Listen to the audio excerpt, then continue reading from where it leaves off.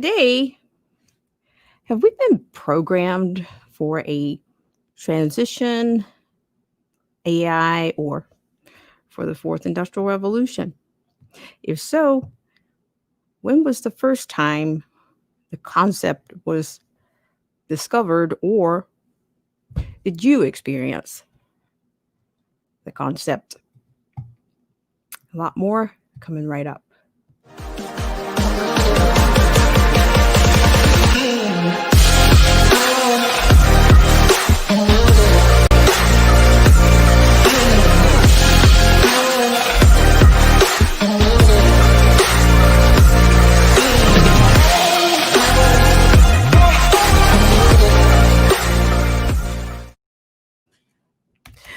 Hi, everybody. Welcome to Black Spring with Autumn on your Monday. Thank you so much. And a warm hello to the loyal patrons, the subscribers, as well as the followers on Periscope. And a warm good morning to Chrysler Imperial H. Nice to see you, Chrysler. So nice to have you here. Thanks so much for all your support and for all you do. And today we're going to get into just a couple of liners. I might say 2.5-ish liners, or two to three segments we're going to do. We're going to have that as our format for today. And I thank you guys so much for tuning in and taking the time. And a good morning to you, Joseph B. Thank you so much for coming in. I really appreciate you guys for coming in and taking care of the AI. We're going to refer to the Channelytics as AI on this channel. Just going forward, and it's just a little bit. I think it's a little bit more relevant to what's going on. So thank you so much for coming in. And I just want to. I'll get started here, but I have just a bit of an opening statement for today, and it's going to be a little bit centered around some things, I guess, that are just kind of cycling over and over again. And, I think things kind of come in waves. So I'm not making any kind of a disclaimer, or it's not an apology. I think it's just the wave of if you want to say, the news cycle, or even just the way things play out.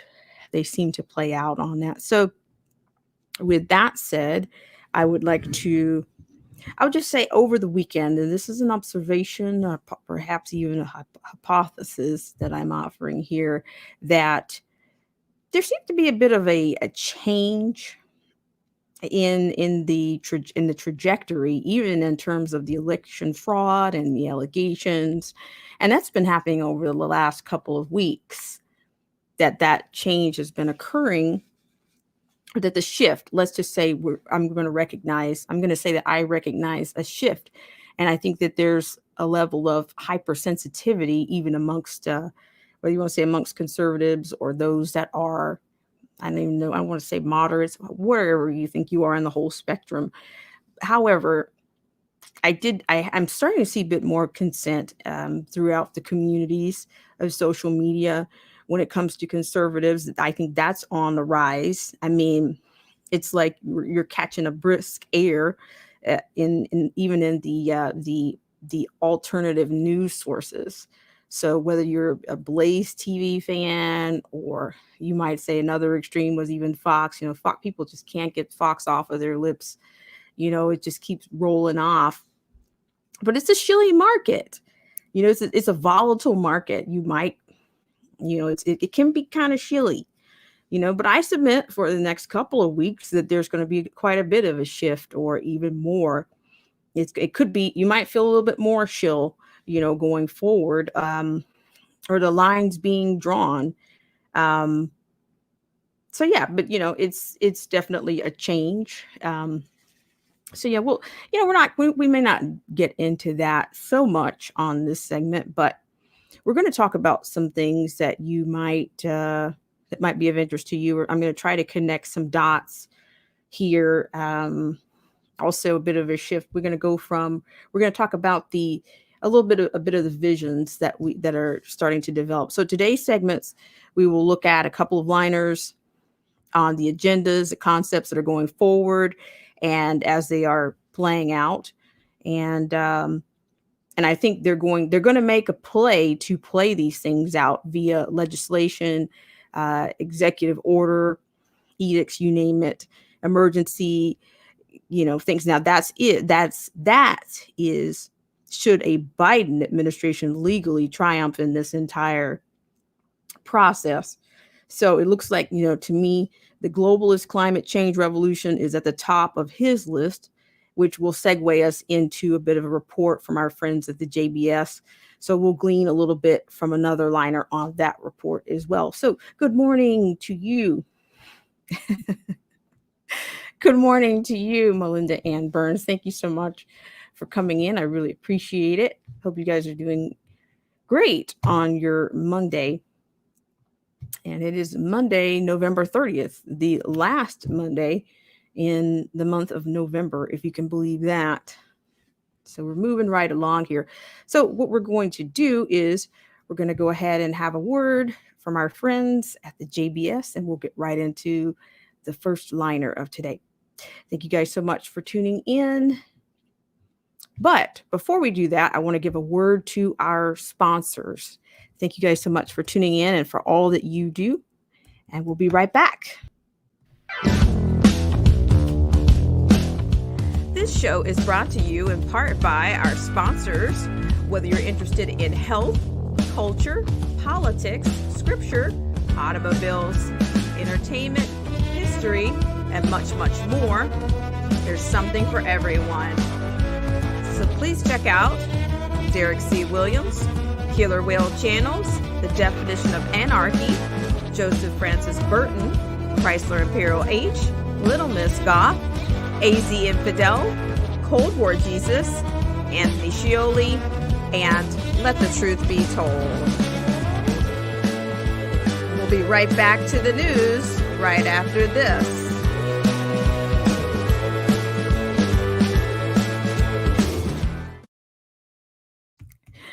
All right, guys, thank you so much once again for joining me on this segment of Black Spring with Autumn. So we're going to go right on into our segment from our friends at the JBS, and we will have just a word from our friends at the JBS. Thank you guys so much once again for tuning in. This segment of our show is brought to you by our good friends at the John Birch Society. Less government, more responsibility, and with God's help, a better world. The JBS is a constitutional and educational organization that's been around for over 60 years, dedicated to upholding and defending the Constitution and working to preserve our freedoms and liberties in this country. The JBS does not endorse any political party or candidates. Rather, it focuses on the education, training, and development of the American voters.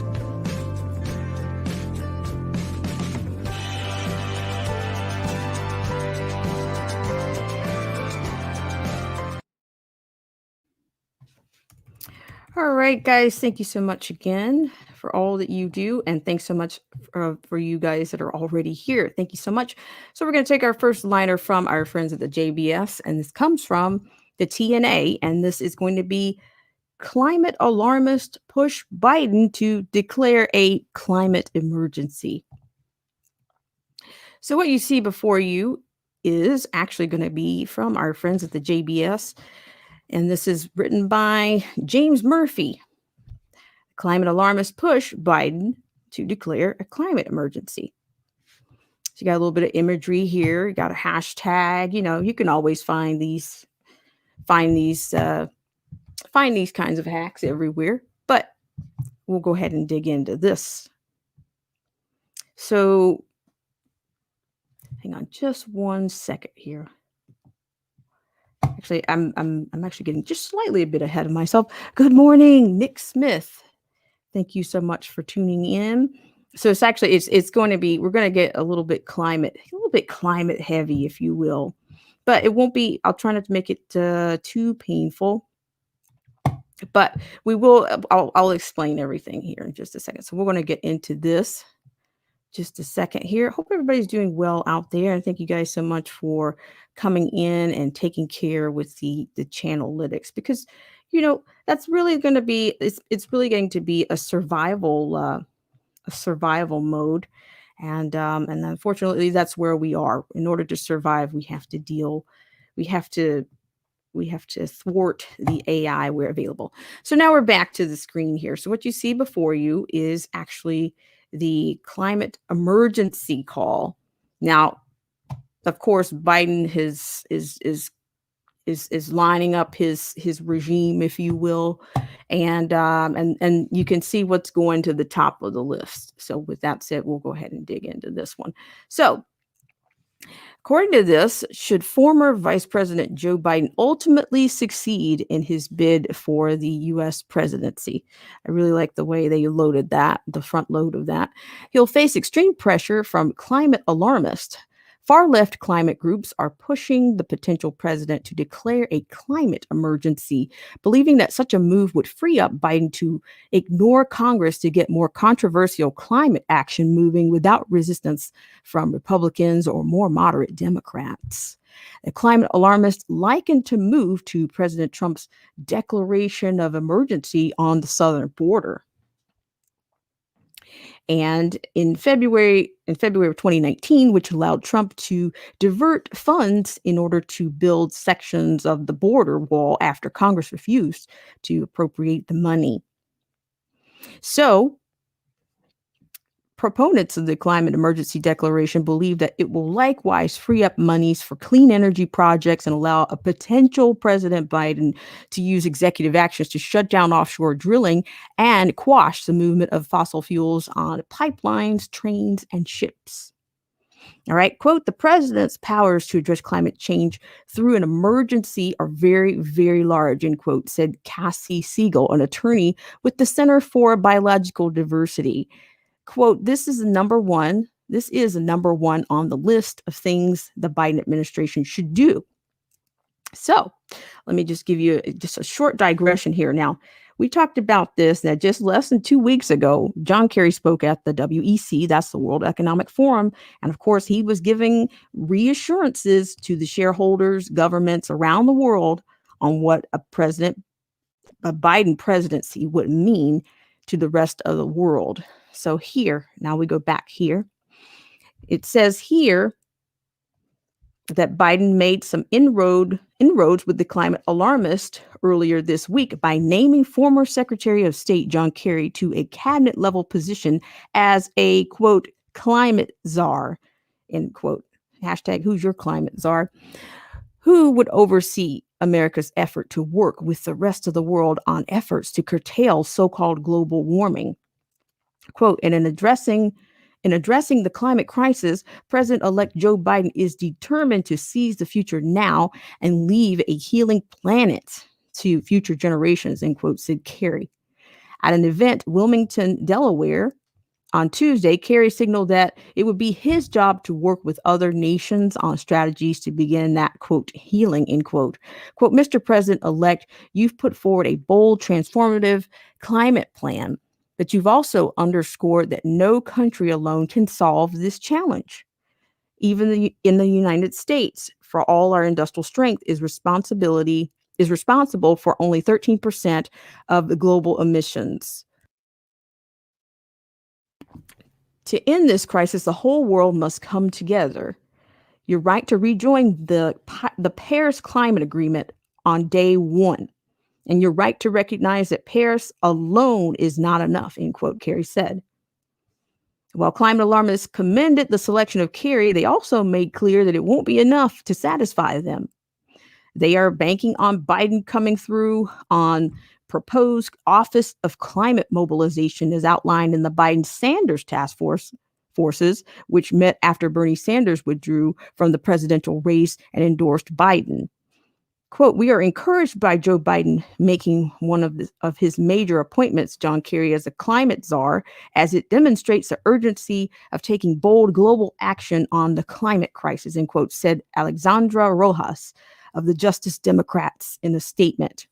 Quote, but America also needs a domestically focused climate czar who directly reports to the president and will oversee an Office of Climate Mobilization agreed to in the Biden-Sanders task forces, end quote. Rojas continued, It's time to use the full force of the federal government to create millions of jobs, invest in our communities, and transition to 100% and renewable energy to usher in the economy of the future, end quote. Other left wing elements are urging caution on the idea of declaring an emergency with regard to climate change, claiming it goes too far when it removes Congress from the equation. Quote, declaring a climate emergency will radicalize climate protection, alienating the very moderate senators needed to pass infrastructure and other bills with carbon reducing provisions, end quote, said Paul Bledsoe, a strategic advisor, Progressive Policy Institute, and a former Clinton administration staffer. Quote, why would Biden borrow from Trump's polarizing playbook when Biden's trying to actually unite the country to act on climate, end quote. Others argue that it might be a move Biden could use down the road, but not immediately, since it would signal that Biden wouldn't be able to get anything done legislatively. Quote, it would be a pretty egregious sign of weakness right out of the gate, and acknowledge that the legislative and regulatory were just destined to fail, end quote, said Mike McKenna, a former deputy assistant to President Trump, who also worked as a lobbyist for the energy industry. Quote, that strikes me as something that might happen in year 3 or 4 as part of an effort to goose the re-elect or the election of whoever is running, end quote. At the time, many of the right lauded President Trump's declaration of an emergency on the southern border as a strategic masterstroke, but it did open up a new avenue for dwellers of the White House to gain temporary powers. By declaring emergency on the southern border, which by most standards was indeed an emergency, it made it possible for future presidents to use such a declaration to their own ends. All Trump wanted was a border wall. Should a potential President Biden declare a climate emergency, it's not just about a construction project. It's about an executive office takeover of a large portion of the U.S. economy.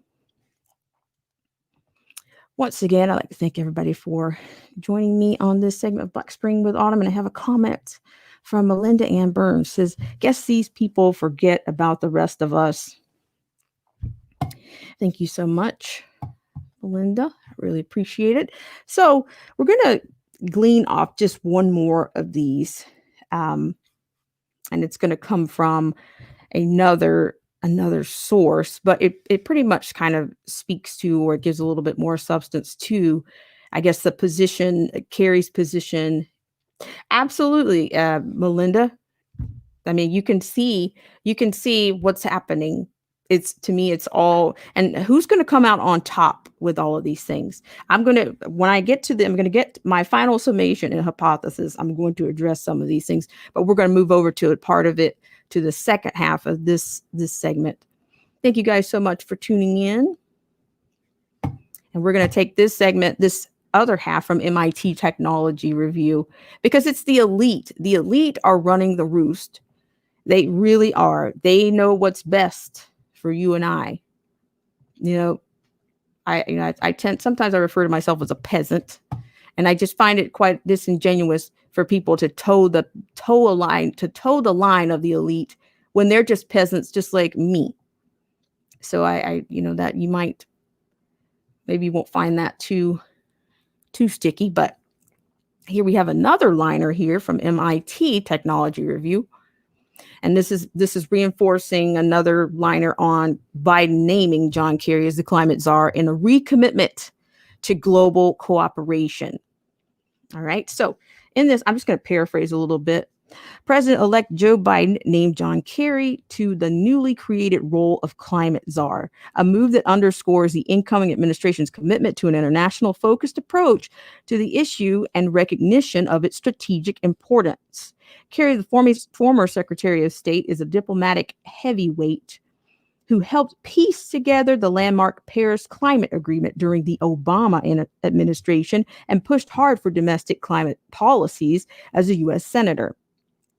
Quote, I've asked him to return to government to get America back on track to address one of the most urgent national security threats we face, the climate crisis, end quote. Biden said in a statement released on Monday, quote, this role is the first of its kind, the first cabinet level climate position, and the first time climate change has had a seat at the table on the National Security Council, end quote. Kerry's appointment as, quote, special presidential envoy for climate, end quote, is among the first of 6 cabinet level nominations that the Biden team announced on Monday as it works to form a government in spite of President Donald Trump's refusal to accept the results of the election. Unlike some cabinet roles, it will not require Senate confirmation. All right, so let's this is how this is going to play out. Is what I'm asserting here. And there, to me, it's kind of desperate, but I think it's very much real.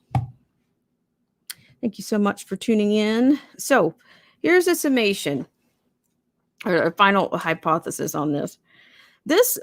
What we're looking at here is something that we've dealt with many times on Black Spring, and it is indeed the Green New Deal is the New Deal. So Biden is looking for, he's trying to channel, I guess, his inner FDR, if I can go that far and say that.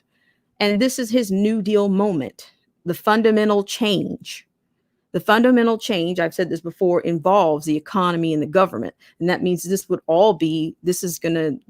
an overreach. And this is not, I've said this before, this type of overreach is not a historical to this country. It's not. FDR expanded the government and created the most alphabet programs.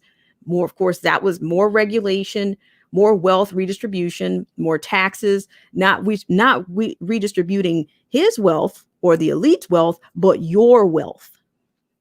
Okay, of course, around the 1930s, the FDR programs transformed the role permanently in the U.S. by seizing power, government, all in the name of the Great Depression, and making these assurances. Oh, you need your government.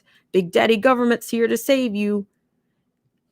You know, FDR is the cornerstone or their flagship. I've even heard Hillary Clinton laud him in her own speeches previously. But I think that Biden would be far from an FDR in many ways. But these programs these ideas are it's going to be more dominance.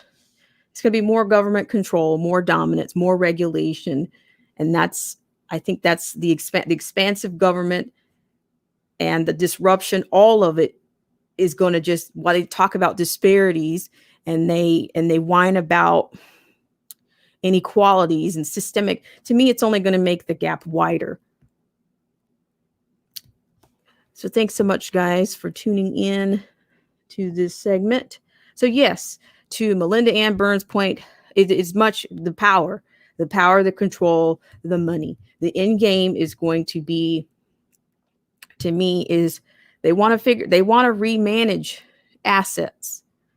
I think we listened to an interview with Clinton last week on, everybody's using these buzzwords, reimagine, opportunities, even some of the wording in here about the opportunities, or something's going to have a seat at the table. The climate gets a seat at the table. I mean, totally humanizing. We've heard that kind of language before. But that gets people sucked in.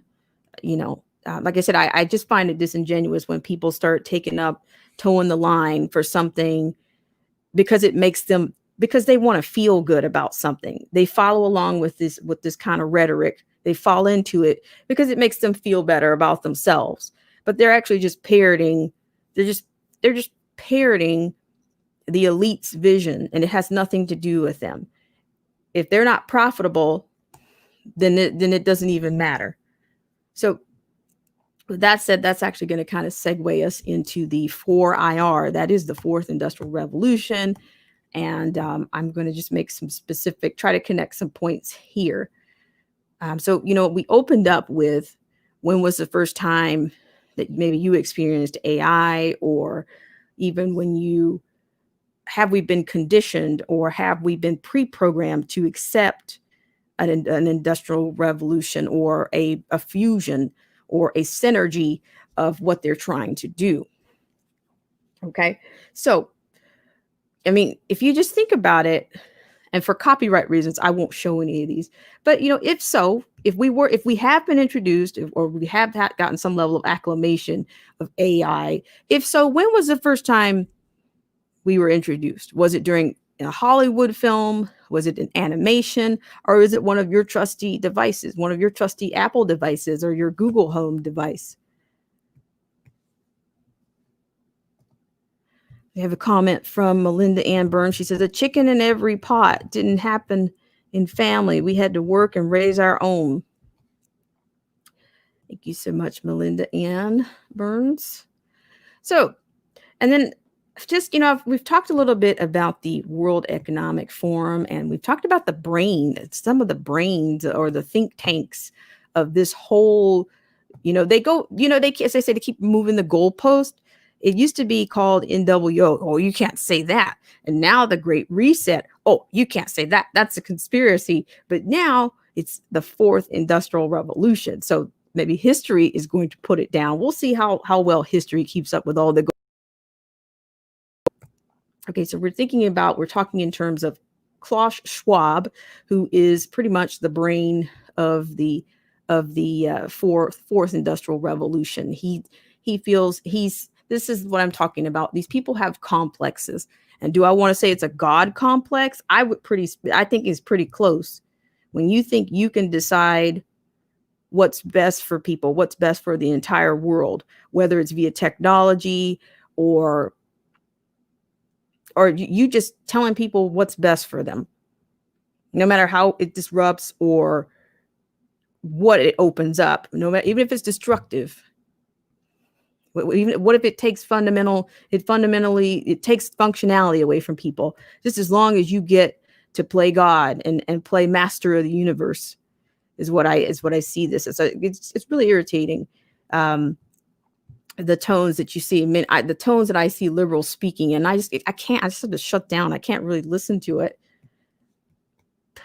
Good morning, Angela Reed and Nick Smith. Thank you so much. I really appreciate you guys for coming in. Thank you, Nick Smith.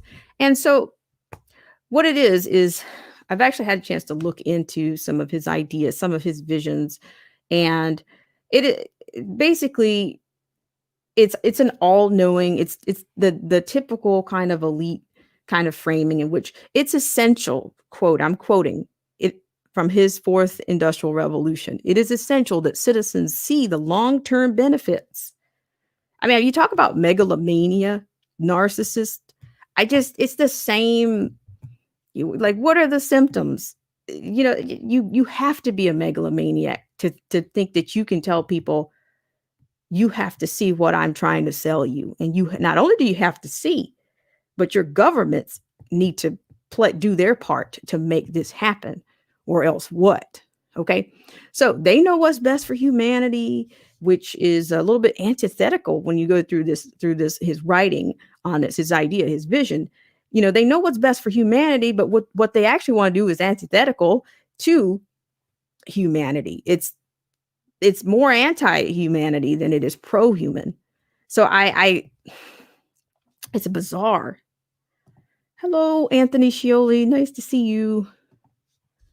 So it just sounds, it sounds more like it's a merger between man and machine is what I glean from the whole, from what I can gather so far. And which we know that's going to be a challenge. And of course, he kind of throws credits and shout outs and name drops, people from MIT, and just, they're talking about gene sequencing and nanotechnology and quantum computing. They are talking about that they have all these opportunities, that we have this is we're at some type of impetus, or we're at a precipice, and we have to seize the moment on the fusion of these technologies, which is going to be it's going to be what the way they interact across, biologically, physically, digitally, you name it. Let's see. Angela Reed says they want to censor you for speaking on this is just diabolically. Well, they can try, it is. It's one thing I do on here. I just do what I do. As Nancy Pelosi said, I do what I do and they can do what they do. And they have censored me. And they'll continue to do that. They're going to, and to me, no matter who gets in, no matter what happens in January, the censorship is not going to go away. I mean, come on. We've seen the political theater on Capitol Hill where they've had Jack Dorsey, they've had Mark Zuckerberg. Do you actually believe that anything's going to what happened to them on the first and second hearings that they had with those guys? I Oh, we'll get back to you on that. Oh, I'll have my people call your people. I mean, I'm not convinced that our government is going to do anything about the First Amendment suppression. I'm not convinced of that. It hasn't happened. It hasn't happened. And but that's kind of a part of the to me the end game. You gotta be a part of the problem in order for it to be successful. So it is very much, you think about it, is this man's publications. I'm not advocating for anybody to go out and buy Klaus Schwab's, publications or his or any of his writings. But these are their words. But that's the irony. They don't expect people to use their own words against them. They'll just, not take responsibility for it, or they're going to make it seem like that they've got your best interest at heart. That's what they do. And I have a comment here. Angela said absolutely nothing. And Melinda Ann Burns says, we just don't have enough words in English language to cover these evil people. Yes, I can say that. I can totally see that. We don't. But I do have one other thing. And this kind of goes into, that's a very good point. Very good point. I'm going to take you into, looks like there's an infodemic according to the World Health Organization. So with that said, I'm going to bring you, they encourage you, this is educational. They encourage you to look into some of these sites. I'm going to share some of it with you right now. I mean, the World Economic Forum, they're live all day, every day. They have summits regularly. And we're going to go into the World Economic Forum right now. And this is going to come from the World Economic Forum. Where's the cure for the infodemic? Our World versus Virus podcast. So you see, if you picking up what I'm putting down here, they're basically calling out social media. As you can see here, there's no vaccine for the infodemic. They got a vaccine for everything, right? Can you pick this up? So how can we combat the virus of misinformation? You can see the imagery here. All right, so here you got a couple of points here. Fake news about the CV, its origins, treatment, and prevention has gone viral. The UN has launched counterattack, wants you to help. Storyful founder says algorithms and human editors can help turn the tide. And guess what else you can do? You can subscribe to the World versus Virus podcast. That's what you can do to stop people like me. What is spreading across the globe can be passed on unwittingly from one person to countless others. It's potentially deadly, yet can be stopped if everyone takes the right steps. Misinformation, the subject of the new episode of World versus Virus. Now, I'm not really prepared to click on that, maybe, but I'm sure we'll help. We have some other sound bites and imagery here. But heard of the miracle cure for the CV that the mainstream media doesn't want you to know about, or that pandemic is in fact a, quote, plandemic deliberately created to make someone a fortune or to subjugate the masses? Then you've come up against the virus of misinformation that has spread around the world as fast as the CV itself. In a world where social media is increasingly where most of us get so much of our information, and where we value freedom of speech as a cornerstone of democracy, what can be done to combat dangerous misinformation? That's kind of loaded, right?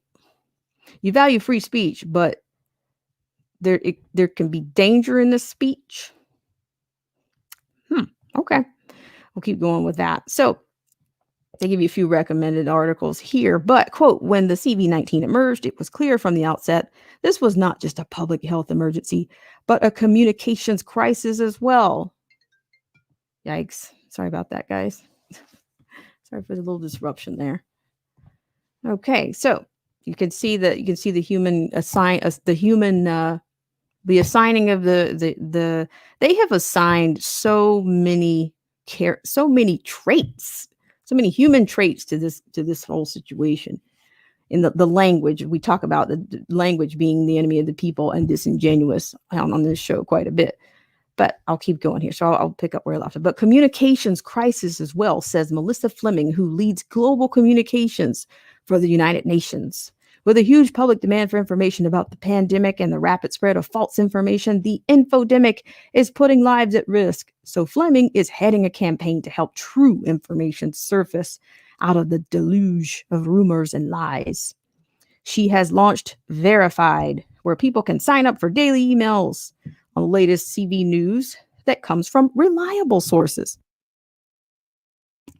Quote, science-based information, end quote, that might otherwise be buried on page 125 of a PDF, end quote, presented, quote, in formats that are optimized for sharing on social media, end quote. Sounds like fact checkers to me, right? Sounds like a global fact checker. What do you guys think? I'll pause. Hi, look who's here. It's Derek C. Williams. Derek C. Williams, thank you so much for coming in. I really appreciate it. I hope you're enjoying your holiday and your new week, your new start to the week. So we're going to keep going here. All right. So see, there you go. You got your global fact checkers. What do they say? They're coming for you. They're coming for us. Now they've got global. Now this Verified looks like the global fact checkers. I mean, this is coming from somebody who's leading communications from the United Nations.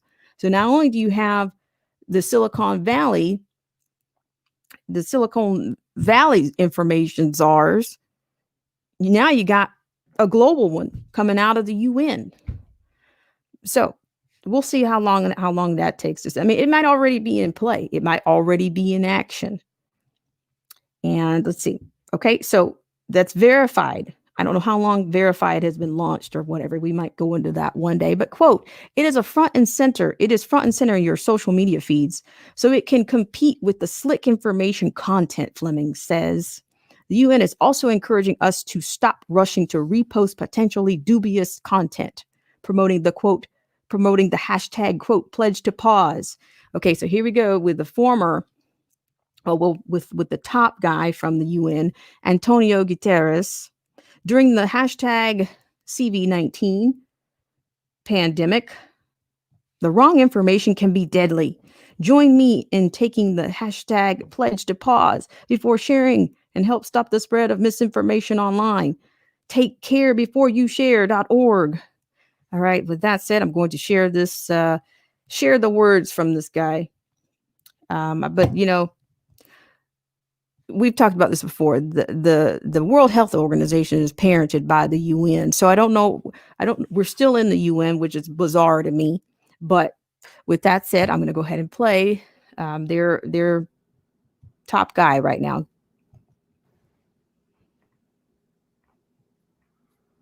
During the COVID-19 pandemic, the wrong information can be deadly.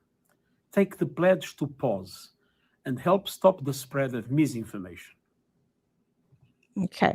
One more time for the people passing by with the window down. During the COVID-19 pandemic, the wrong information can be deadly. Take the pledge to pause and help stop the spread of misinformation.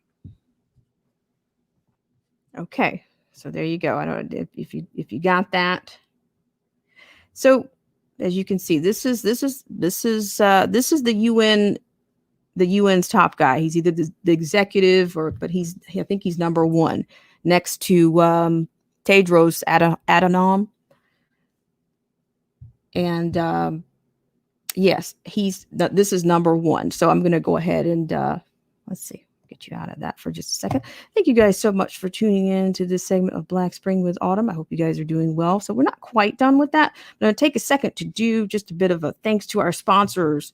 I thank you guys so much for tuning in, and we'll be right back.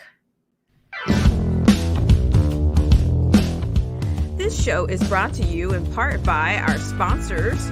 Whether you're interested in health, culture, politics, scripture, automobiles, entertainment, history, and much, much more, there's something for everyone.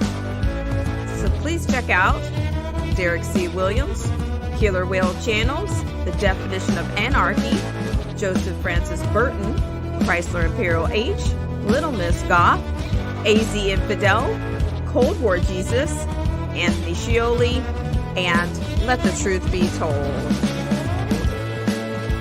We'll be right back to the news right after this.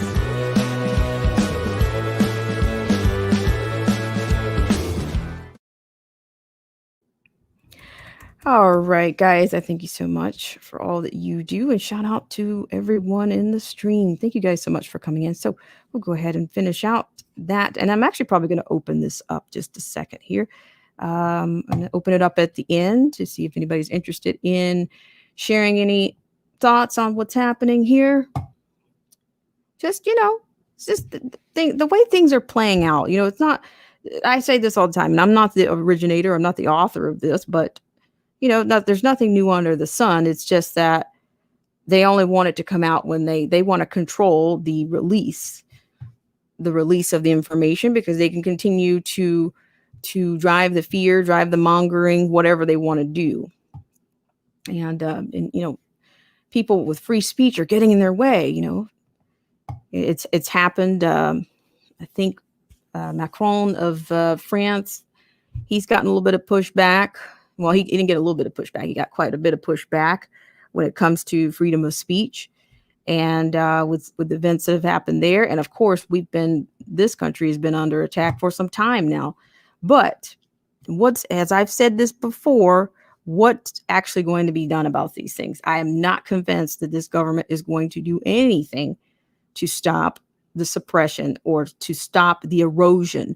Our First Amendment erosion is a real situation, and the Second Amendment erosion is it seems to be always at the top of the agenda. So without that, and then I suspect that even the peace agenda is going to come up, and that's going to be even more a bigger attack on the Second Amendment. So I'm not going to get into that too much, but let's just finish up the infodemic. Do your part, right? Do your part. Quote, we're trying to create this new social norm called, quote, pause, take care before you share, end quote. Fleming says, quote, we're equipping people through this new social norm with a bit of, quote, information skepticism, end quote. Well, we got that here. It's just called Silicon Valley, right? We didn't give it a fancy name, but they call it fact checkers. So it's not, they're just parroting what's going on. I've said this before, they've got their mechanisms for suppression, and it doesn't need to be, they come up with their word salads, but to me, it's all connected. It's all advantageous of one thing or another. The UN is also encouraging social media influencers to help spread real news about the pandemic. Quote, so far, we've recruited 110,000 information volunteers, and we equip these information volunteers with the kind of knowledge about how misinformation spreads and ask them to serve as kind of, quote, digital first responders. Oh, God.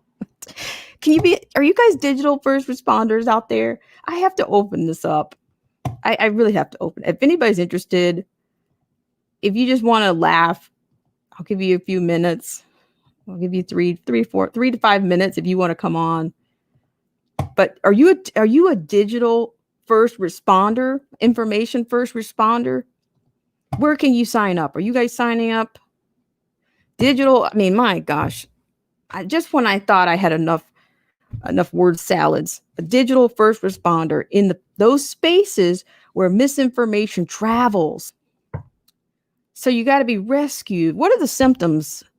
Do they treat the symptoms? What are the symptoms of that requires a digital first responder? Have you guys got anything on that? A digital first responder.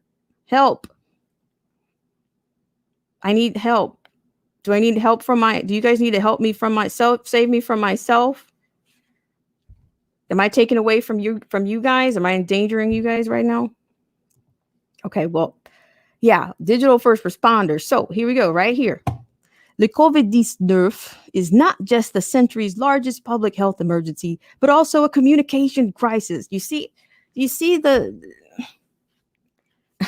language, yeah. I really, I mean, what would, they always say things like, what would MLK say? Well, what would George Orwell say? Well, I know what he said. I look at what he said, but this is even more ridiculous. But let's just keep going. This is actually kind of I didn't go over this one before tuning in, so we're looking at this together. So I guess what kind of training do you have to go through? See, that's indoctrination. That's a narcissist digital information first responder. The first Okay, guys, I'm sorry. That was another digression. But also in the podcast, journalist and entrepreneur Mark Little sets out potential solutions to the infodemic. He's worked for Twitter and found Storyful, a social news agency that had fact-checking at its heart. He has now launched a new company called Kinzen, which aims to get the best out of artificial intelligence and human editors to combine online rumors and lies. Quote, I've started to see the spread of misinformation as a global health crisis, end quote. Little tells World versus Virus, end quote. Misinformation is that serious a threat to our society. Quote, if people cannot trust information about the critical challenges in our world today, whether it's the CV or climate change, then we cannot make reasoned decisions as a democracy, end quote. What democracy are they referring to? Quote, well, here, where do people spend most time on social media? Average time spent connected to social media during a typical day in 2020. See, look at this. Look at this. They've got it broken down. Philippines. Look, I'm telling you, I guess this is this is a part of their methodology for setting up the AI. Philippines, 3 minutes and 50 seconds spent on a typical day in 2020. Nigeria, 3 minutes, 42 seconds. India, 2 minutes, 36 seconds. The USA, 2 minutes and 8 seconds. China, 1 minute, 57 seconds. The UK spends 1 minute, 41 seconds. Germany spends 1 minute, 20 seconds. And just Japan spends 46 seconds on average in 2020, according to these stats.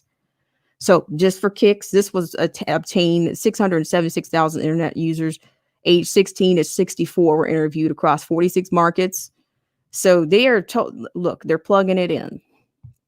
So Little says we should be wary of any move towards censorship that would curb freedom of speech. But instead, we need to equip people with the tools to see fact from fiction.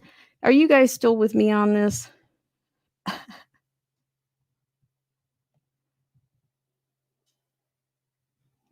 Ted says these are hours and minutes. Are you sure?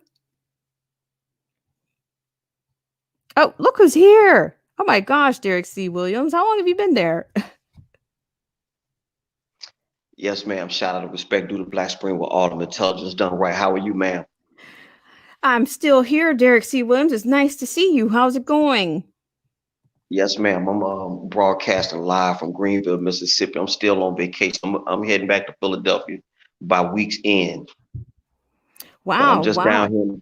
Yeah, I'm just down here in the South where it all started for me. So I'm home, just doing me. That's all.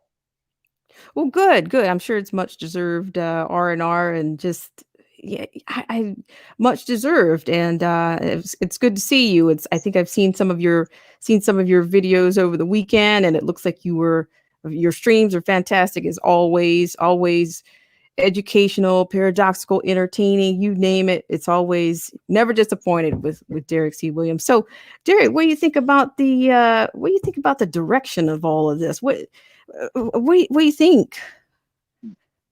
As far as I'm concerned, I fear for my country and I fear for my planet and I fear for black people first. And I fear for black people first because many of us are willfully ignorant. I'm here, as a matter of fact, I'm here now in my hometown. I'm in my daddy's carport, and I was listening to some of my family. One of my family members is actually a history teacher, and he knows nothing. He sounds just like CNN. My brother is not 50 feet from me. He's teaching virtual school right now, and he sounds just like CNN. Very sad. And so what it is that we didn't had a few little exchanges of ideas, and I just say that you are only as good as the information that you get. Yeah, you're as only as good as the information you get, and you have to sift through all of as you like to say, all the minutia, the nonsense, and all that to try to get as close to the truth as possible. And that's on any subject you name. But some of our people, we wish to be willfully ignorant. Now they can give you all the stats and figures from football, reality TV stuff that does not matter. But if for instance, if you want to tell somebody that the mask offer no health benefit at all to someone who's healthy, it does not stop a virus. You can't get somebody that has watched CNN enough to even listen to you. So at that point, that person is lost, because that's exactly the scenario I gave to my brother. I said, you do know that right here in the state of Mississippi, one of the most famed neurosurgeons ever, Dr. Russell Blaylock, has written on how masks actually hurt you right here in the state. He don't even know about her, and he's a teacher. And that's the reason why I kind of like be kind of.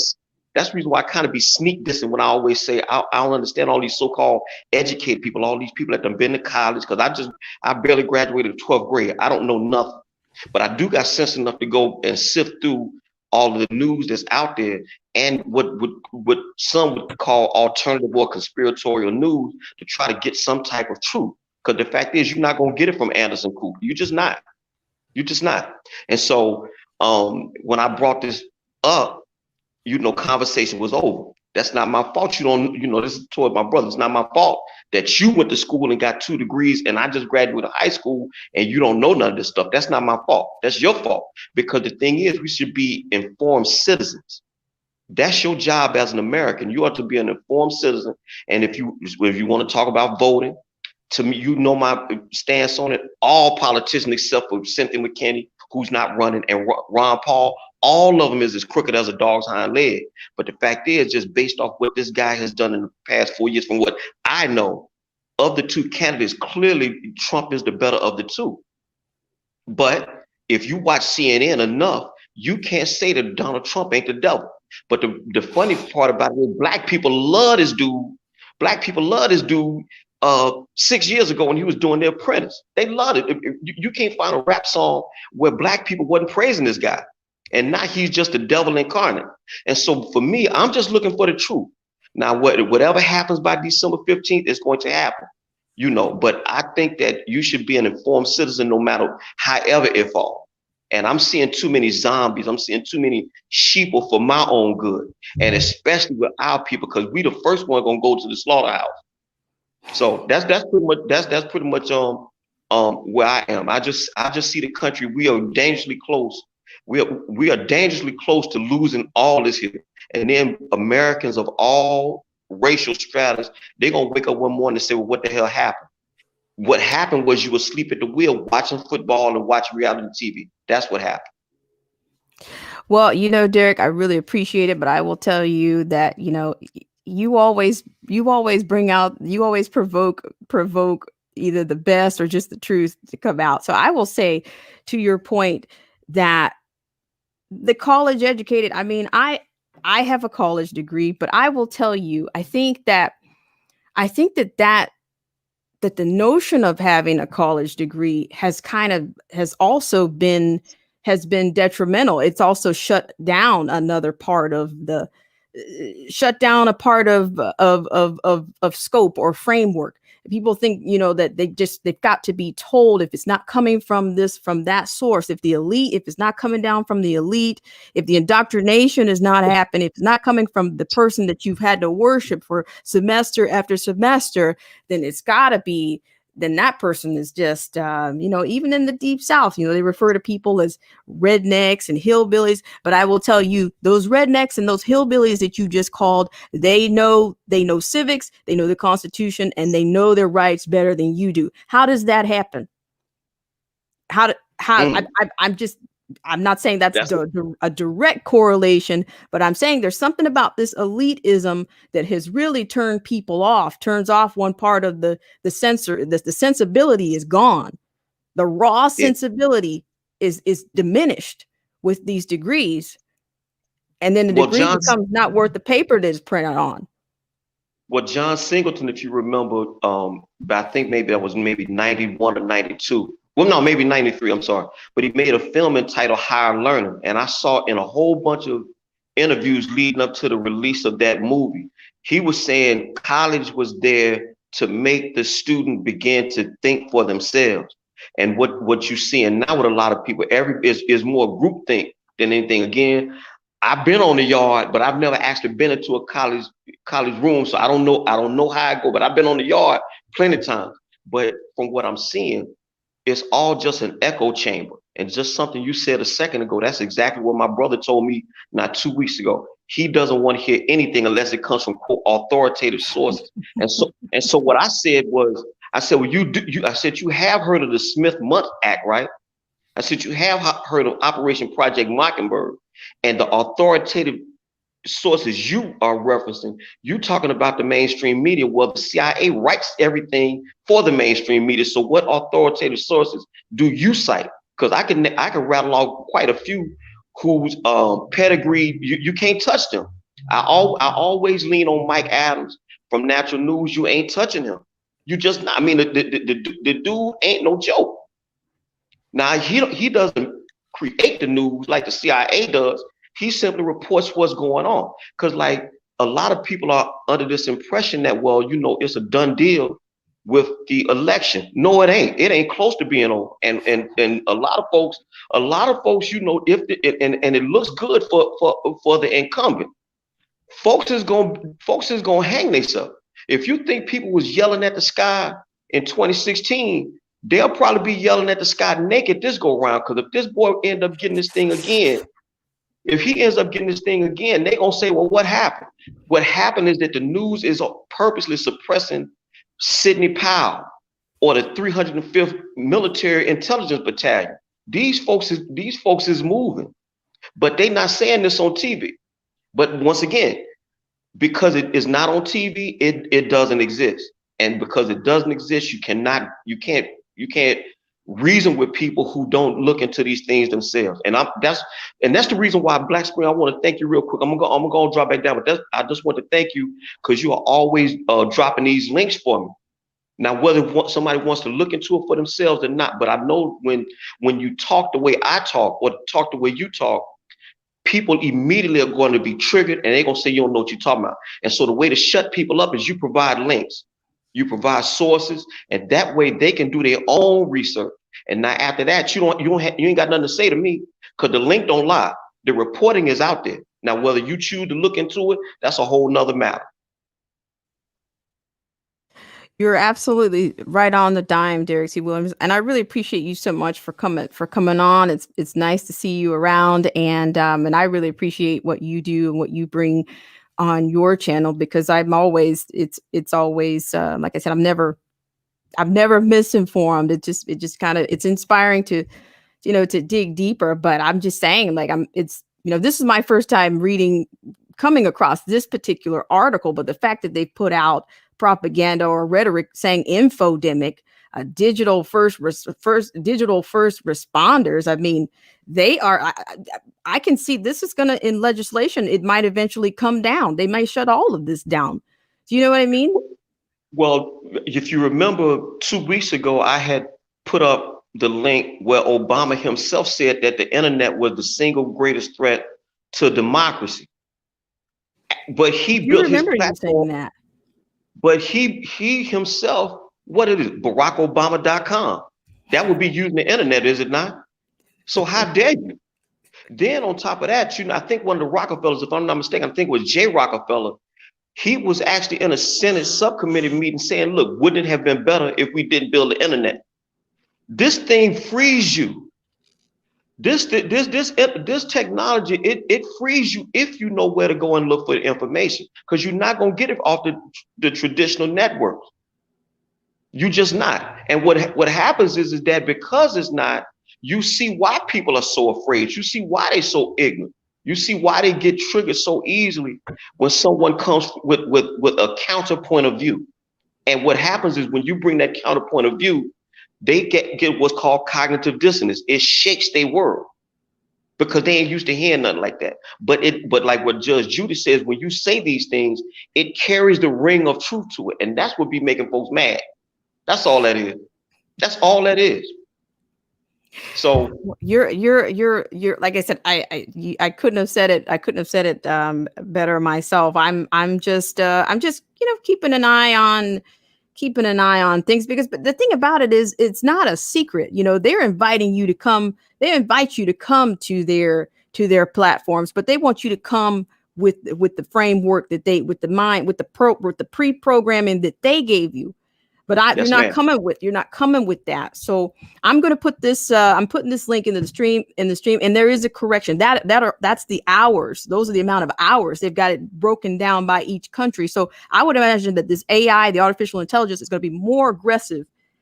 Yes. As you get closer to 2020, I think even beyond, Derek. This is not. This is a war. It's like all out war. Well, they have, as you know, I'm a stock investor, and it's a company called NVIDIA, and they are leading the charge in what's called deep learning. Artificial intelligence will eventually, I'm not going to go so far as what Ray Kurzweil saying we're going to come to some singularity, but I think it's going to be knocking on the door, because as machines become more smart and we're steadily feeding them like anything else, I have to assume in some way, shape, or form, it will evolve, and it will be able to predict what we'll do. That's going to be a problem too, So Yeah. I'm not going. I'm not going to go because I don't think he. I know he's very smart, but I just can't see that. I don't know if there will ever be a day where robots will become self-aware. But these algorithms and things like that, they know what whets the appetite of most people, and they're going to use that against people. And again, they'll never know what hit them, because people are willfully, they want to be willfully ignorant, and you get what you deserve.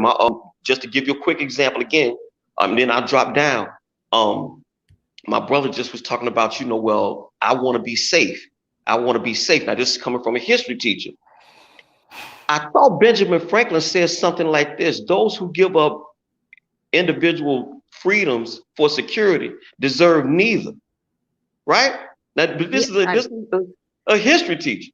But so you can imagine that the algorithms, or whatever you want to call it, they know people are frightened to death. They're going to use that against you, and they're going to chop our collective head off behind it. Wow. Long story short, artificial intelligence is a bear trap, if you ask me. I'm absolutely frightened of it. I'm scared. I'm scared to death. I'm scared to death of robots becoming self-aware.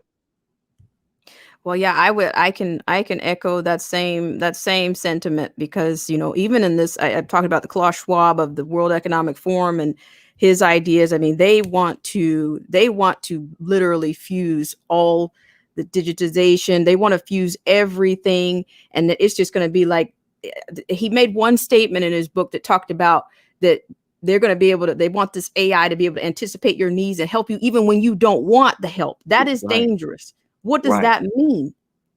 Yeah, there was I keep saying, you keep jogging memory. I'm sorry. There is a clip on YouTube. There's a clip on YouTube where this guy simply wanted to order a pizza. All he wanted to do was order a pizza. And the pizza place was saying, well, no, you can't have that, because based off our records from 3 years ago, we see that your cholesterol is high. We will offer you this pizza. They knew that just off the man's, only thing he did was his voice was enough. I wish I could find that because when I find it on when I find I'm gonna look for it, and if I find it, I'm going to put it on my YouTube channel. But this thing was able to predict everything. They were saying, look, you don't need meat, you don't need cheese, you don't need any of that. We will craft the pizza to your health needs. All this from this guy's voice. Scary as hell. That is wow. I am frightened to death of self-aware robots. I'm scared. I'm scared out of my mind over that. And my daughter is 16. These kids coming up today, they don't stand a chance against no self-aware and artificial intelligence. They cannot. They won't be able to fight that off. But then again, on the other hand, some of these sheeple will actually love it. They will be first in line to bond with robots. They would think that's a good thing. Because again, I did that video the other day where people wear these Google watches and stuff like that. That's just a precursor. That's a precursor. I can see people. I can see people logging on. I can see people getting down with Elon Musk and Neuralink. I can see them getting down with this physicist named Sion something. He refers to us as connectomes. He don't look at us as humans. He calls us connectomes. We are to merge into one grand, almost like a hive mind, like a Borg type thing. I forgot that boy's first name, but some Korean dude named Sion, and he refers to you and me. You ain't a person. You are a connectome. Let him tell. I am scared to death of that stuff. Wow, Derek C. Williams. See, now you're really highlighting the mechanisms and how far they're willing to go, because this guy Schwab even says they are going to challenge what it means to be human. These are their words. Yes, ma'am. These are their words. But I'm bad for repeating it. Yeah, and actually, just the beginning of that too, just the fact that they want to take your humanity away, and people are accepting it, i.e., by wearing masks all the time. It's a dehumanization tool, and people under the guise of trying to make you safe. But you've taken away my face, putting a mask on. To people of that ilk, you're not human, and most people they can't even they can't look at it like that. They won't accept it. They won't accept it because it sounds too fantastic. But that's exactly what they're doing. And to your point about the reporting, they can be brazen like that because they know ain't nobody gonna read it. Such people such as yourself, Snapzilla, Gorilla, Felicia Lockhart, people like that, Queen Supreme, they will look into it. But most people, even in my family, they not gonna look into it. And if they see it, they won't accept it. It's conspiracy theory. That's true. Well, Derek, as I've said before, I really appreciate. I'm always happy to have you on, and you really bring things. You really connect the dots and just put things where they need to be. I mean, well, thank you. I try. Like I said again, I always use that thing about, because that's what we got coming up. You got to go to college. You got to go to college. You need to go to college. You need to get that degree. And what I'm seeing, like some of these people with all these degrees, they about as ignorant as they come. I just would never understand that. So I'm but not you, because you bad. But I'm gonna go on and drop down and thank you for having me on your channel here. I really appreciate it, and thank you so much, Derek, for taking time out of your holiday and for being who you are as a content creator. Ladies and gentlemen, Derek C. Williams. Great, yes, ma'am. Patron and supporter. Thanks so much, Derek. Have a good day. Yes, ma'am. All right. Bye-bye. Bye-bye. All right. And ladies and gentlemen, once again, that was Derek C. Williams, and he is a great content creator, and he's also a patron of the channel. So thank you so much, Derek C. Williams, for coming on and for all that you do around here. Really appreciate it. And I think we've pretty much rounded out, but I did want to make a correction. Thanks, Ted. I'm not wearing my contacts, but I was trying not to wear my glasses, but it makes a huge difference. But those stats, I will reread those stats in the proper context. Those are actually ours. So we're going to go right back to that just really quickly here. I really appreciate it. Let's see. Okay. So back to your stats here. So yes, so they've gotten this broken down. Those are not minutes, and it's right here. But as I said, I'll put my glasses on this time. So this is the average time spent connected to social networks during a typical day in 2020. And it's hours, minutes. And so you can see 3 hours and 50 minutes. People are spending, a decent amount of time on social media networks. This is all the way to the Philippines, Nigeria, India, the USA, China, UK, Germany, Japan. Japan spending only, they're not spending nearly as much time, less than an hour apparently. Now these are the current, I guess these are their stats that they've taken. It doesn't give me a timeline here on these stats, but that's what they're using. So I'm saying they're using using the information even right now to create the artificial intelligence. To put the parameters together.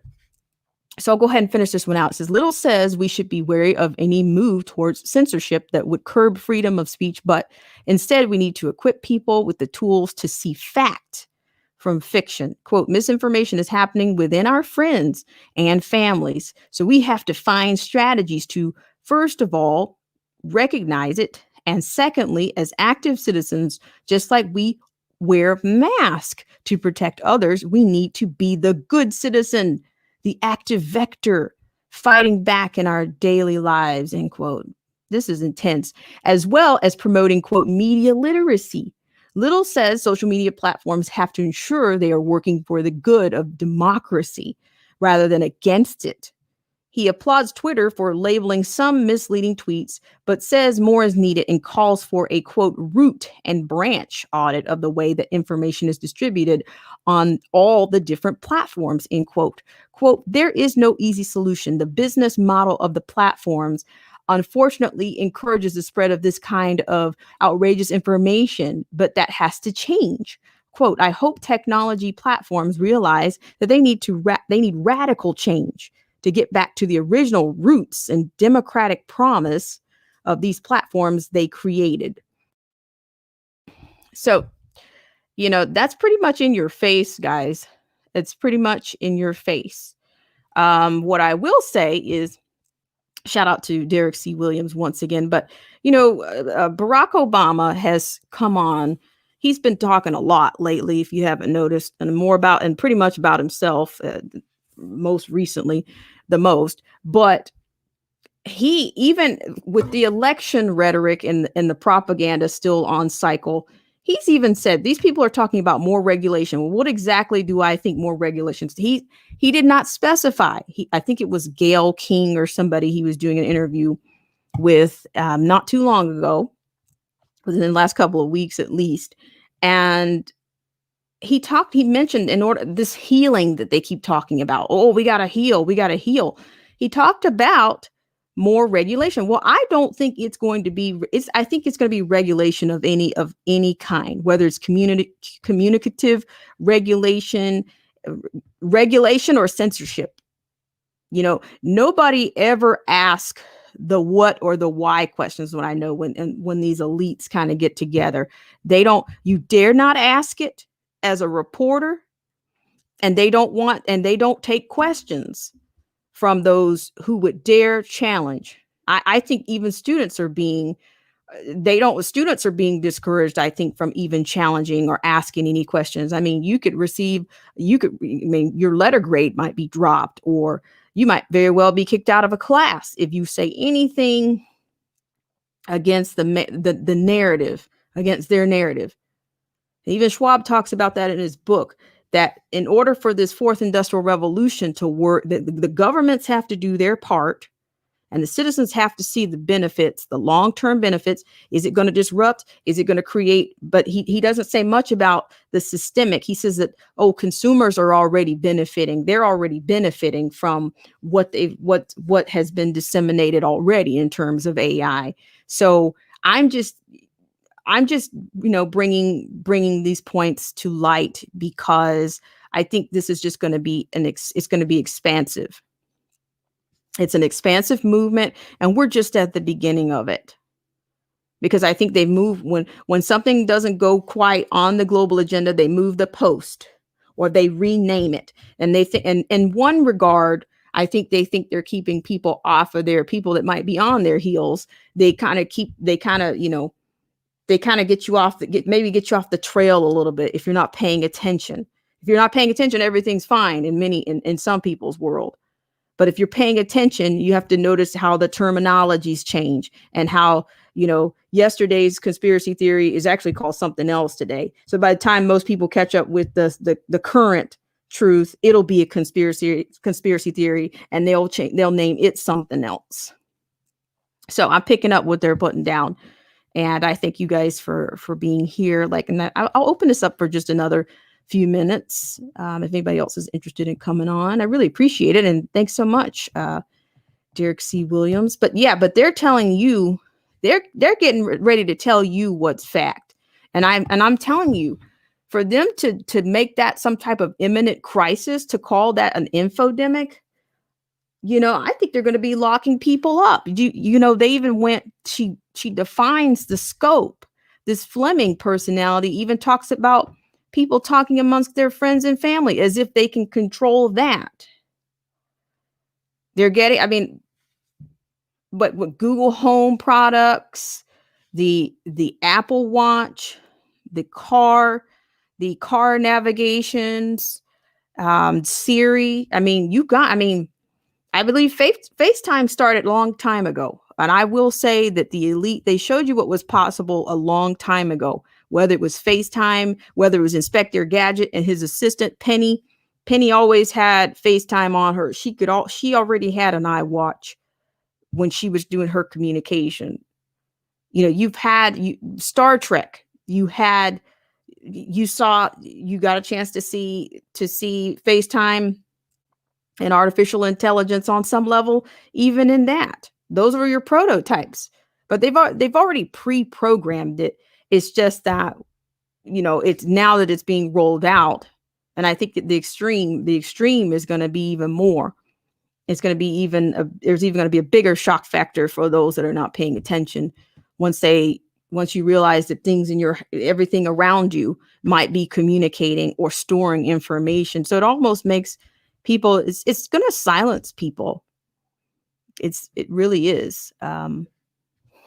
So I really appreciate you guys so much for coming on. And I want to go through and just give a warm hello to everybody. And thank you guys so much for coming on again. Chrysler Imperial H, thank you so much for coming in. Joseph B, Melinda Ann Burns, and Nick Smith. Thank you guys. Angela Reed, Anthony Scioli, thank you so much for all that you do and supporting the channel.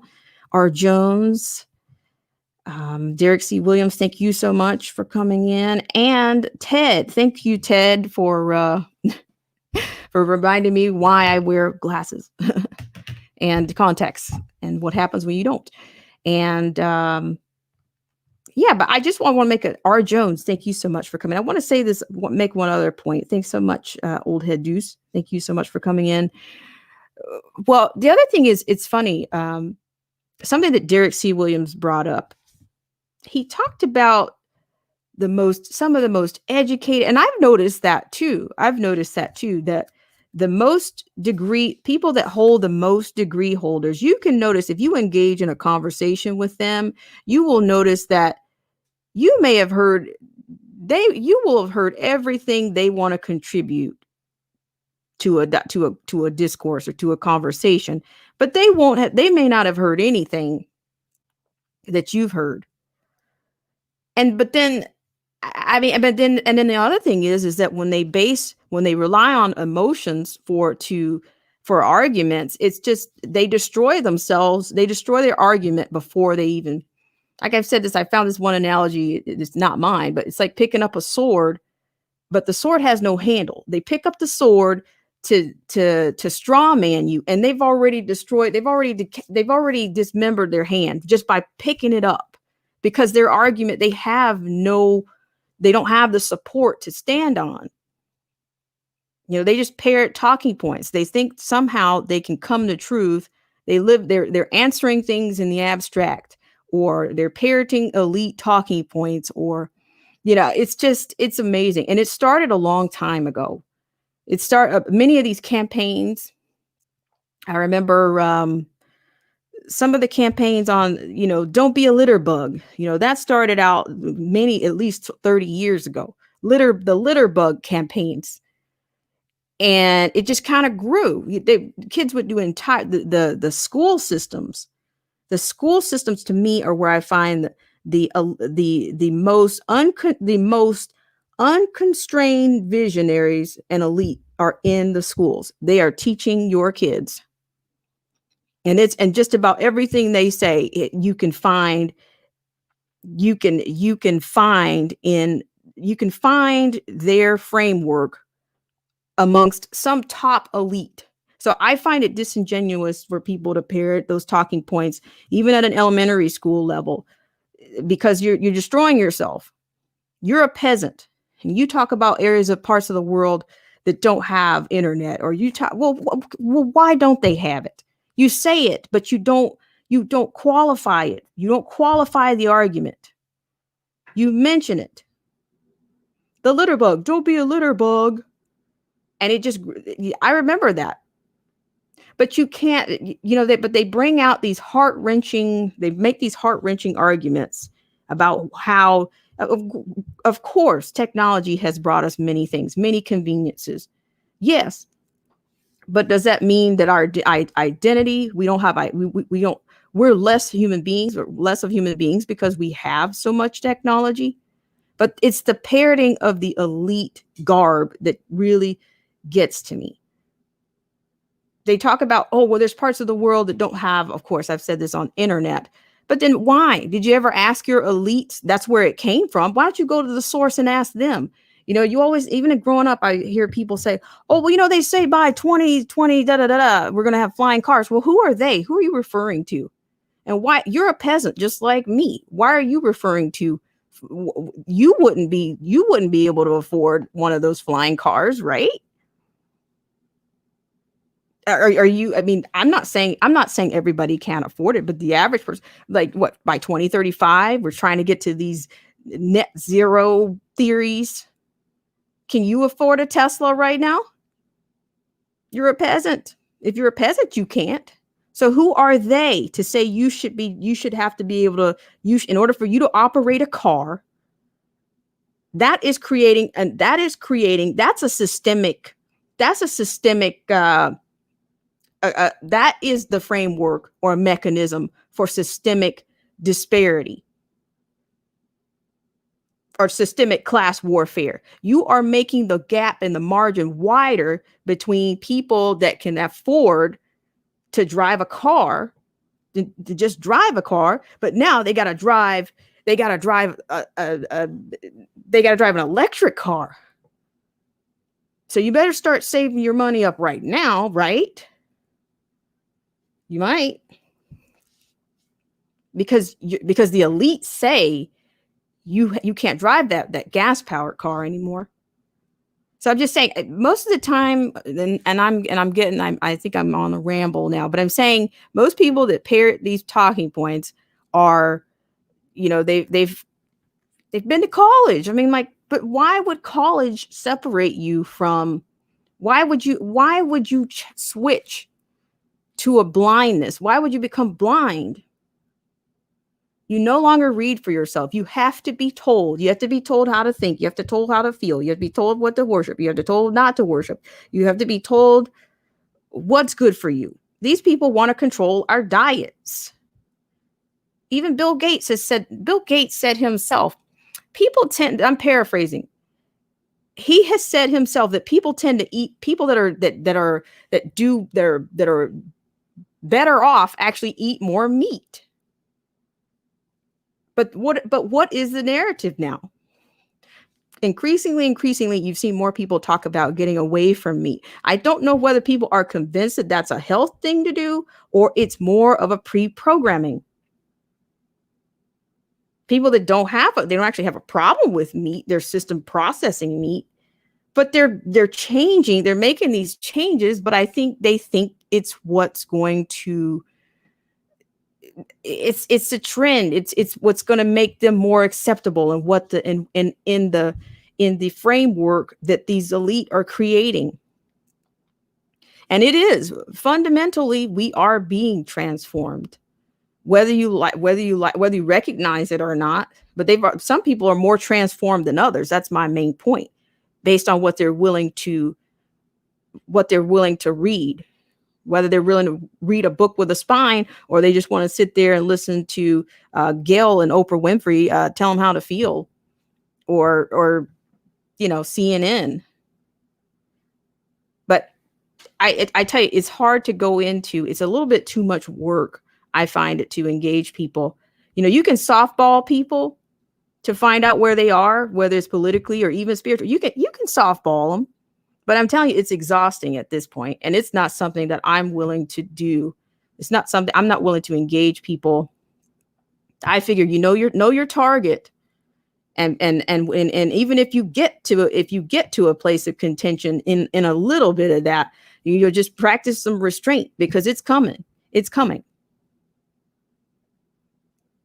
They'll get triggered. It won't take much for people to get triggered. But I thank you guys so much once again. I'm going to play one more time. Give a thanks once again. Final word to the sponsors, and hello to Joseph Francis Burton. Thank you so much for coming in. And let me read some of this. Joseph Francis says, "Give a hoot, don't pollute."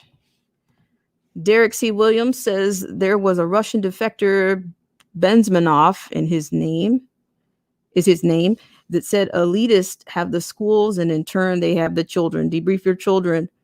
I know what to do. Right. Absolutely. Yes. Yuri Ben. That last name really kind of gets me. But yes, I think he's been spot on, and think that's a great video. You can find it on YouTube if you're interested. But yes, and I will say that it just seems like the 60s was a pivotal. It just seems like it was like a bazooka of isms and attacks and Marxism. Everything was unleashed on this country in the 60s. And that goes for the Frankfurt schools, the Franklin schools. Yes, he is spot on, Derek C. Williams. Yes, they do have the schools. And that I refuse as a teacher, whether it, K through 12 or college, I refuse to parrot the elite ideologies, their agendas. I refuse to do it. And these kids are so distracted. The kids can't really even learn anything because they're distracted. Even on the college level, they're distracted with social justice now. Like you see the flyers. If you walk into a college campus today, you might see you just fly. It might not be study group, but it's just all of these social justice, these neo-Marxist ideas and rants and plays and even in design, you cannot even design anything these days without all of this intersectionality and all these mechanisms of victimhood or oppression. It's everywhere. You cannot get away from it. You absolutely cannot get away from it. And it should be driving people crazy by now, I would imagine, but it's not. All right, so we have a question here. Trying to understand the last idea. Is the idea of not littering that it is bad, or it is indoctrination of the schools of ideas like that? Well, the idea of no one's saying anything that about littering not being. I'm saying that the indoctrination started a long time ago. Yes, I'm saying climate change is a goalpost. That's today's goalpost. In 10 years, what will it be called? Save the planet. I don't want to go far out of my own age range here, but these things are marked by slogans and propaganda. And I'm sure you could probably go back even further than that, whether you go 80s or 70s. I'm sure it's all bigger than me, but it's still indoctrination. And if your kid is there, they're open to it. They might be doing a play on it.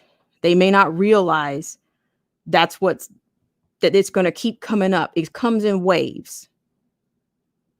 So nobody's a proponent for trashing anything or being environmentally reckless. We're talking about indoctrination. We're talking about the schools captivating people's kids and their minds and how they will not escape it. And they've got new things added to the indoctrination now. PBS has added indoctrination. Sesame Street has added indoctrination to their curriculum. Everybody's curriculum is being based on what the UN thinks the world should be. Their vision. Sociology departments. The Frankfurt schools. But thank you. Thank you, Ted. Thank you so much for coming on. I'm going to read this one. See, Old Head says, if you're not somewhat technically advanced, you're basically... Let's see. Derek C. Williams says, virtual learning is wrecking children. Children need to interact with other children. Sitting 8 hours in front of the screen is the Twilight Zone material. And Derek says, even on mainstream news, reports of children begging to go to school. Yeah, I know it's tough. It's tough. It's tough for a 5-year-old. It's tough for a 5-year-old to, like I've heard of a friend of mine who says, oh yeah, my teacher says every day, these are my friends. I'm like, well, my gosh, even that I think is indoctrination because you don't have that human, you're not having those real human engagements. How is the teacher able to determine who are your friends? I mean, is it a figure of speech? Yes, but it's still a programming. And my friend, he was able, this is a secondhand account, but I don't think he's without, I think his concern is valid. And it's good to see that parents are paying attention to what kind of presentations these kids are getting. They're getting to see how things are being framed. They're getting to see what the teacher experiences, and they're getting to see it's also a bird's eye into these kids' homes. Now, I think that is one of the most poignant things. You're seeing things that are inappropriate on these Zoom classroom settings. You're seeing everything. You're seeing the kind of language that the kids are exposed to at home. You're seeing whether there's coming out of sanitary homes. You're seeing things that the teachers don't normally get to see. So I'm sure it's advantageous for everybody. And I think some of the teachers are getting frustrated. I'm sure they are frustrated on many levels. But what's the answer, or what's going to happen going forward? I'm not sure. So I think I gave you guys a site last week. Let's see. I'm going to read this comment here. It says, virtue signaling is in television now. Masks are being introduced on TV shows now. I knew that was coming, but I don't watch much TV in many ways. YouTube is far and away better than TV. Yes, I concur. Derek C. Williams, yes. And Ted says school is 100% programming. It is, Ted. It's very sad. I mean, I'm just saying, after being an educator, I mean, I got a chance to see a lot of things that I wouldn't have normally, being on that side of the fence. But I even noticed, just even taking a college class, I think that when at a certain level, if you want to get objective information or content, even in college, they refer you to the textbook. But I think things can be a lot more subjective in the earlier stages of education. The elementary, even the preschool, the elementary, the middle school, you got a lot of how much subjectivity to objectivity, what is the percentage? Well, it depends on who you're dealing with, So it's definitely, these are very interesting times, and they're very dark times. And I thank you guys for listening to me on your Monday. But yes, I think kids need to be busy as much as they can be. But I know it's hard. It's really hard right now. So yeah, if you want to check out the community tab for anything that I may have posted recently. Like if you've got a story that you want to share with CFFS, they have got the nomaskforkids.com. And I think they've gotten quite a few stories about people, children, and their response to the mask. I think it's traumatized psychologically. Those masks are really, I think the masks are going to be something to reckon with later on. I really do. So hang in there and read a comment here. Let's see. But I thank you guys so much. And once again, I want to thank you guys for tuning in to this segment of Black Spring with Autumn. So I'm just going to do one last shout out to everybody. One last thank you for coming in. And then we're going to fold out of here. Pack it up, fold it in, and get out of here. So thank you so much for Derek C. Williams coming in. Thank you, Ted. Thank you, Old Head Deuce, Melinda Ann Burns. I'm going to read this comment from Melinda. Melinda says, Zoom teaching in New Mexico, but most of the children don't have access to computers or internet. What happened to No Child Left Behind? See, Melinda? See, this is, I got into this conversation and it just kind of keeps spinning. I can't, you kind of keep just going back. You just kind of keep, going, I keep getting sucked back in, which is a good thing. But yes, Melinda Ann Burns, a lot of kids don't have access to tools. And, I don't know how they're going to mitigate that. I really don't. I really don't. I mean, because for one, we've talked about on this show before. I used to have, back in the day. I'm not going to tell my age, but back in the day, there were encyclopedias, and there were kids that had encyclopedias. Like there were kids that had 2 or 3 encyclopedias, and I was just thinking, wow, imagine that many sets of encyclopedias. But now, you need a computer.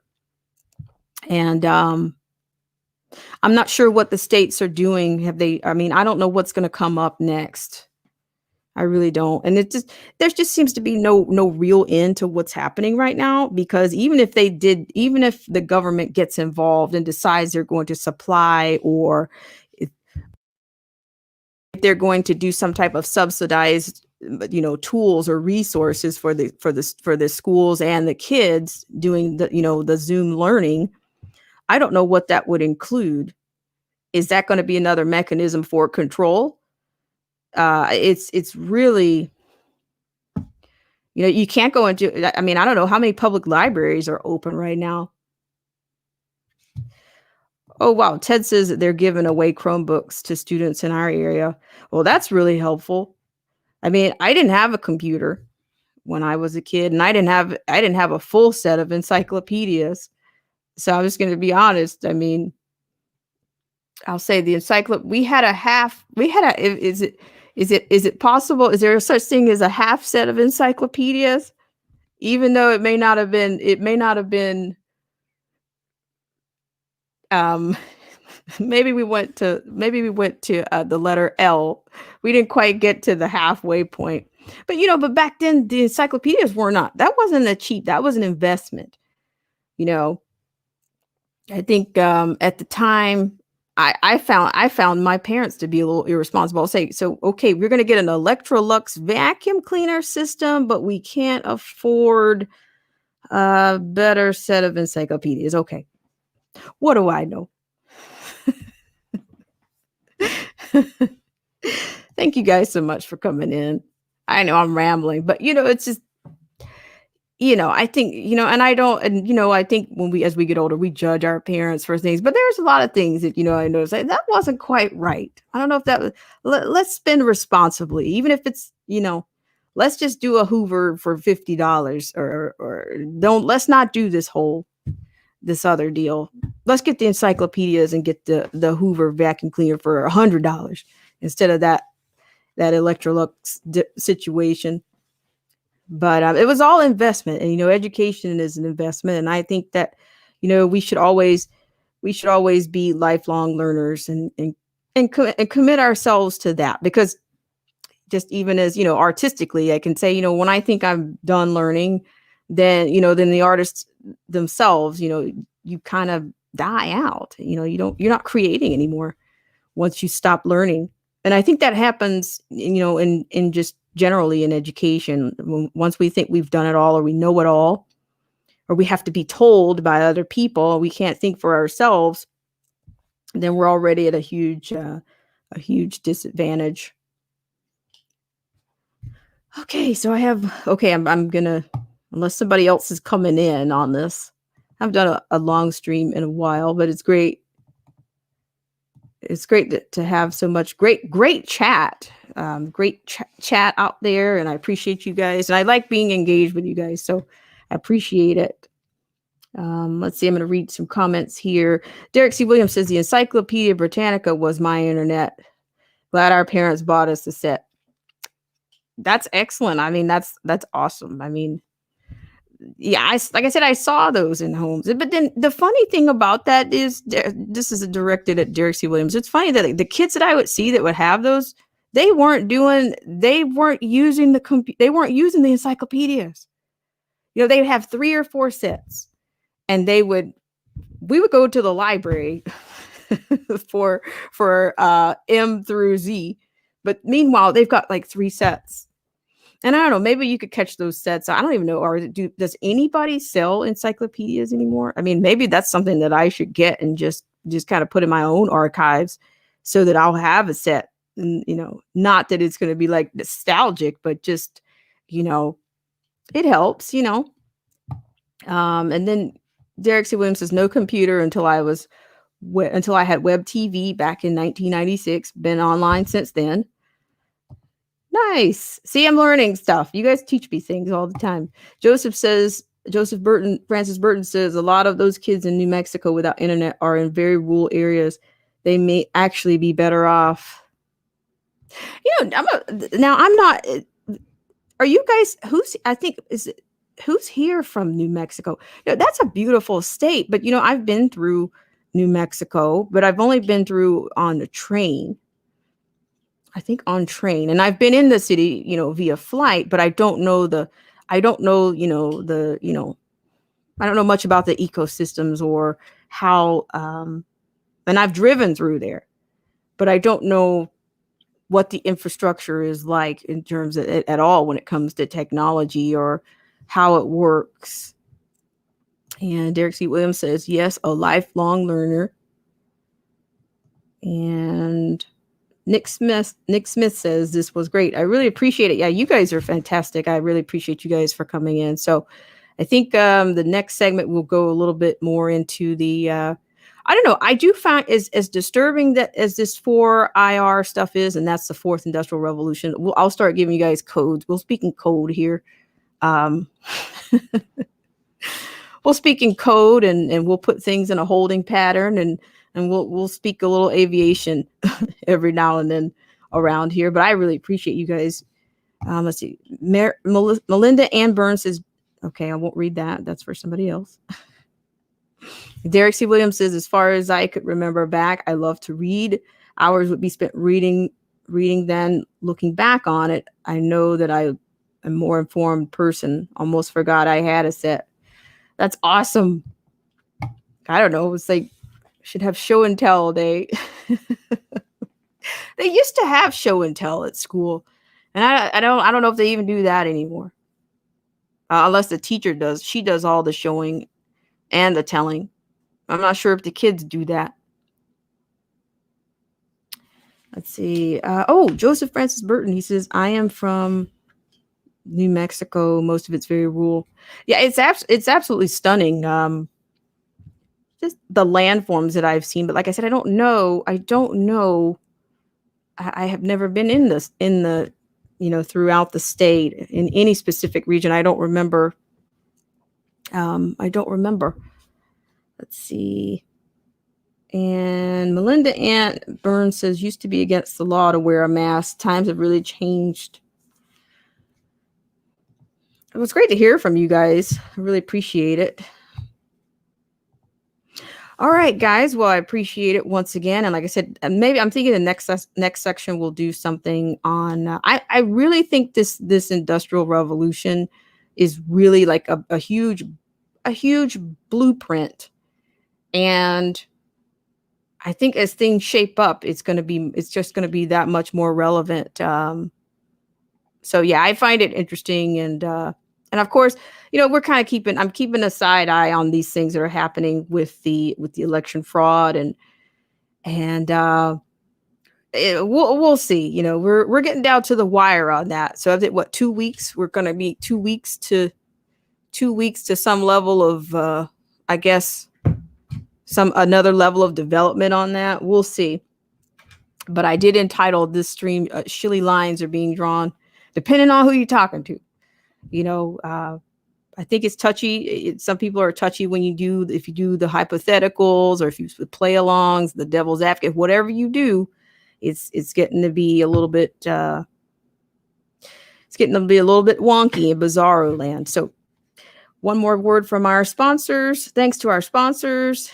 And I'm going to see you guys on the next segment, in the next live stream, in the comment section or the video. If you guys could check out the videos, I'm going to try to get another video out, but we're being suppressed around here, but I just keep chugging along, but I'm sure I'll come up with more codes. I'll come up with more AI, more codes.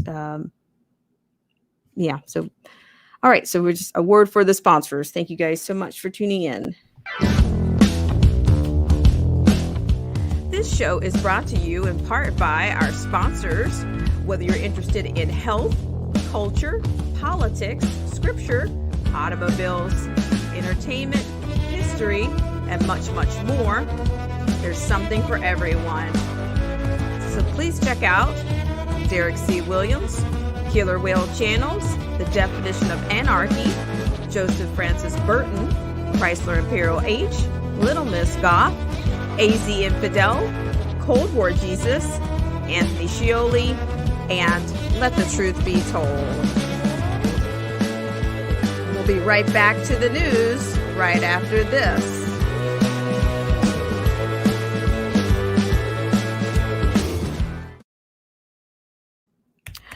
All right, guys. Thank you so much again, and have a great Monday it is. And yes, be on the lookout. There may be I'm not sure if there'll be a flash stream later today, but I may have an interview. I may do that as a premiere, but it'll be fun, some fun engagement on that. Something interesting to add to the conversation. We'll do what we can. All right, guys.